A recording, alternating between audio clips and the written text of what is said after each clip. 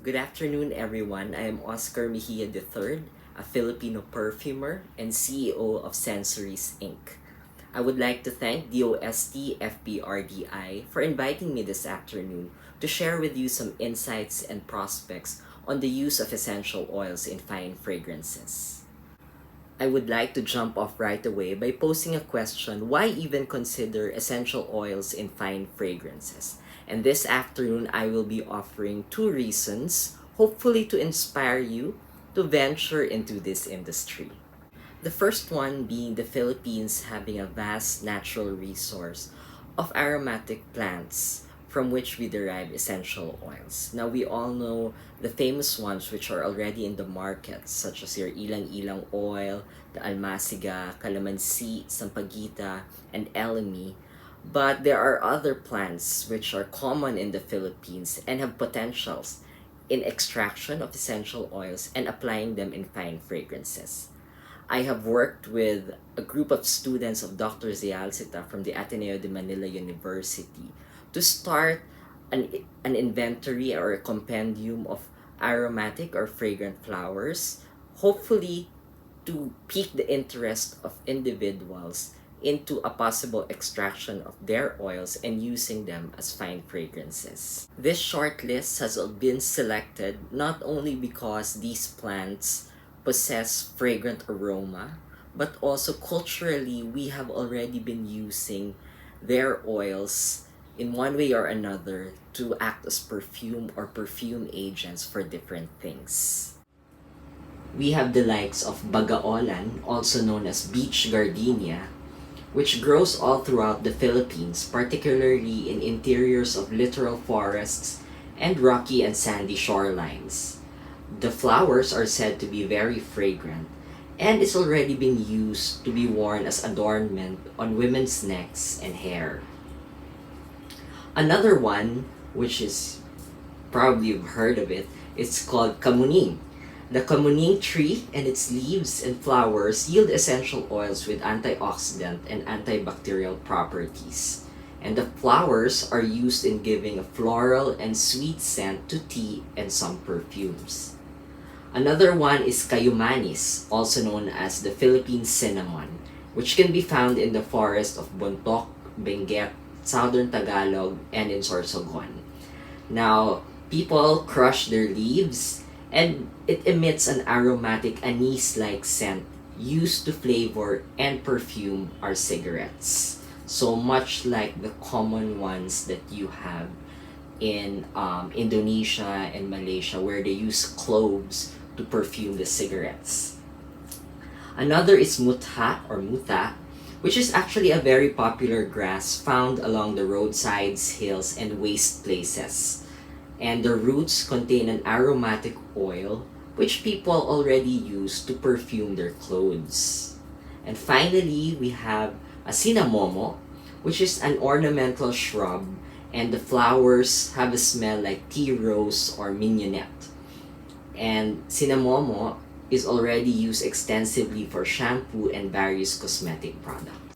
As you may have noticed, these oils that I just presented are already being culturally used by people in order to perfume common things and use it in our daily lives. As such, they have a high potential for extraction and use to create fine fragrances that are really and genuinely Filipino. The other reason, and some of you may not be familiar with it, is that the Philippines already occupied a special place in the world history of fine fragrances. In the year 1926, a publication, Philippines Free Press, dubbed the country as Reina de las Perfumes de Oriente, or the Queen of Perfumes in the Orient. And these are the several reasons. The first one is that our ilang-ilang oil in the year 1978 created a sensation at the Paris World Exposition for its spellbinding scent.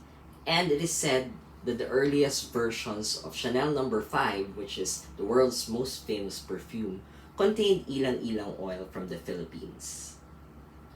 Another reason was that Lisal Compañía Incorporada which was a modern perfume and soap factory located at the Santa Ana district of Manila, already created perfumes from the Philippines and exported them to Europe. So the owner, Senor Tirso Lizarraga, and a Parisian chemist Rene Bacharach introduced into the Philippines the best methods of producing rare perfumes, lotions, and toilet soaps. So they were able to produce quite a number of fine fragrances which they exported in Europe, such as the Eau de Manille, Eau de Van de Zal, Première Nuit, and Eau de Cologne Exotique. The third one, and the very interesting one, is that perfume houses, which are very famous in Paris, such as Rigaud and Giraud, created perfumes inspired by scent of the Philippines and sold exclusively to the Philippine market. Now, I would like to thank the Bahay Nakpil Bautista Foundation for these photos, and if you can see, these are actually perfume bottles that reflect essences which are created for the Philippine market. So the first picture is called Brisas de Antipolo, and you can see the picture of the Nuestra Señora del Buen Viaje on the bottle of the perfume. The middle photo is Dama de Noche de Filipinas, and the third one is created by Giraud, which is Essence Filipinas. Now that second reason actually inspired me to create my own line of Filipino fine fragrances. If you could just imagine if we could work together in order to put ourselves back in that special place as a major key player in the fragrance industry globally. At this point, I'd like to share with you some of the works that I do. This is my brand, Oscar Mejia III, and we believe that since every scent has a story, our fragrances are actually works of art. So created by an artisan perfumer and inspired by personal memories, remarkable feelings, idealized visions, each fragrance is handcrafted to create a distinct and unforgettable experience. Now, what makes my fragrances very Filipino is that the sense of gaan ng loob or aliwalas, which we are all fond of in our architecture, in our clothes, and in our food. As you notice, the image that I always carry with me is the kapis, which is composed of layers and layers of nacre. But when you put it against the light, it's still very translucent. So that's how I would like to describe my fragrances.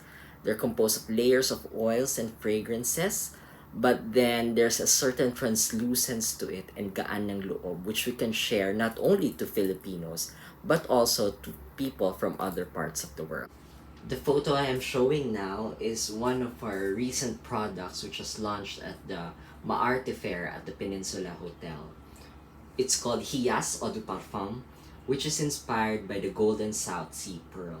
What I used here are essential oils that are found locally, such as calamansi, ilang-ilang, rosal, almasiga, and elemi, to create like a gentle, luminous quality into it. Now, because of the limitation that we have in terms of available materials and essential oils that are present here in the Philippines, we also try to create fragrances that embody or encapsulate the culture of the Philippines in general. And so the fragrances shown here actually reflect those aspects of our culture.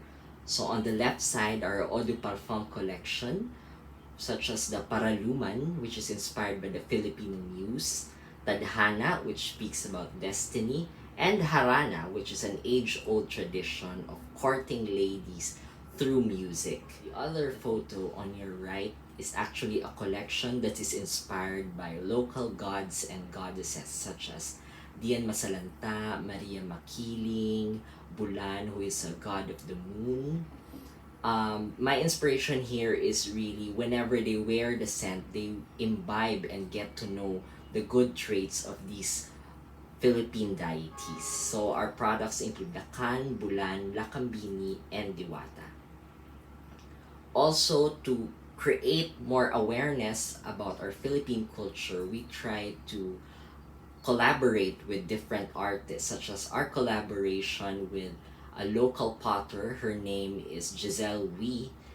And this collection actually celebrates Dalampasigan and Hardin, which is our Philippine shores, and Hardin, which are Philippine gardens. And it's a pottery set which symbolizes, for example, Dalampasigan, the sands and the shell, and the scent, of course, will represent like going through the shoreline and inhaling the breeze of the sea. Hardin, on the other hand, as you can see here, has a snuffer which is shaped like a sampaguita, and this sampaguita ceramic snuffer is used to put off the flame. And the scent is very much inspired by the gardens that we have here in our country. And of course, I am very happy that more and more fellow artists have been one and in sync with promoting the concept and the culture of the Philippines, such as my collaboration with esteemed designer Francis Liberan for his home fragrance line called Dusk and Dawn. I went beyond also just creating fine fragrances and selling them in the market, and also creating a perfumed art installation such as the Enigma of Scent, which we made for the 2019 Art in the Park. As you can see here in the photo, this is a large perfume bottle which emits perfumed bubbles that smell like sagot gulaman. So whenever people smell the bubbles, they are brought back to the childhood. And it's really an exhibition or a proposition that the power of fragrances enable you to transcend both space and time. We have also been very selective on where you can find our products apart from buying them online. We've worked with the Ayala Museum and Tesoros Handicrafts so that they could be an entry point for balikbayans and even tourists coming to our country to take home something from the Philippines which is unique, and creating memories that are bottled and brought home to their respective countries. So in summary, I'd like to end with this statement. Because we have a storied past and a thriving present, particularly in our awareness of our local plants, which we can harness for essential oils, and of course the growing interest in fine Filipino fragrances, then I am quite confident that we now have a promising future for this industry. If you have questions or if you're interested, feel free to reach me through these contact information. And I would also like to invite you to follow me on Facebook and Instagram, and check our website at www.oscarmejiaartisanfragrances.com. So hopefully those two reasons have allowed you to gain interest in studying our local plants and flowers, possibly exploring how we can extract their essential oils and use them in fine fragrances so that at every whiff we can celebrate our rich cultural heritage. Maraming salamat po sa pakikinig, and also I would like to greet DOST-FPRDI on their 65th anniversary. Thank you and good afternoon.